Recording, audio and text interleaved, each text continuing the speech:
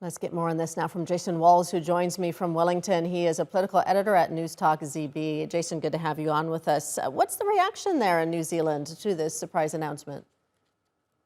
Well, generally, it's been quite shocking. A lot of people didn't understand or they didn't know that this was coming. There had been rumors for a long time that Jacinda Ardern might be looking to stand down, but today we were expecting the announcement of the election date, which we did get, which was October 14th. But then she moved on to the next part of her media conference, and as soon as she started talking about reflecting over summer, the press corps really began to understand the magnitude of what was happening. And Jacinda Ardern then started to talk about how she had reflected and has decided to stand down. So across the country, a lot of shock within New Zealand, who just didn't think that this was coming at all.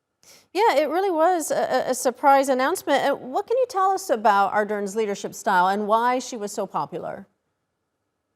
Well, in a word, it was empathetic. You could also add in kind onto that. And that's the mantra that she had in her leadership. In fact, she stood in front of Harvard University's graduating class just months ago before she met with Joe Biden in the White House and talked about this. This is very much her thesis. And I think it's why she became so popular around the world, especially in the aftermath of the March 15th terror attacks, where she really cemented herself on the world stage, and this style of empathetic leadership that she championed really came to light and really came to the fore. And then throughout COVID-19 as well, she had a very similar mantra to the response there.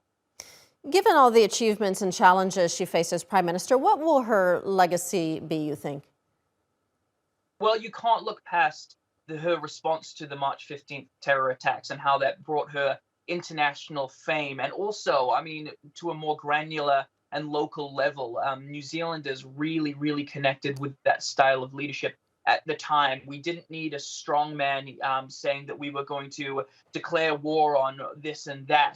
Jacinda Ardern did push through pretty strong gun legislation after that, but the mood and the tone that the country needed was something a little bit lighter, something a little bit more empathetic, and that's what we got. And I think that that is the legacy that she will put forward. That on the ground in New Zealand, there are questions to be asked about some of her policy deliveries that have been seen as failures across the board. But that's just a New Zealand level issue. If you're talking on the global stage, the response to the terror attack and obviously her work on COVID-19 and from what many people overseas have said, and the accolades that she's got about keeping New Zealand safe.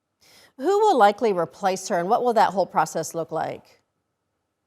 Well, the process now turns to what's next, and as always it does in these sorts of situations, the likely next candidate is a member of cabinet called Chris Hipkins, who is seen as widely as their Mr. Fix-It. He's the guy that comes in and fixes things when other ministers have done something wrong, and he's widely seen as a capable pair of hands. He was one of the ministers that was in charge of the COVID-19 response, and so therefore he's very much a household name. So he's very much seen as Jacinda Ardern's successor, although there is only a few more months before the election, or maybe about 6 or 7 months, where he's really got to cement his place as prime minister and prove to the country that he's not just Jacinda Ardern's successor, but he's the next prime minister of New Zealand. All right, Jason Walls in Wellington, New Zealand. Thank you, Jason.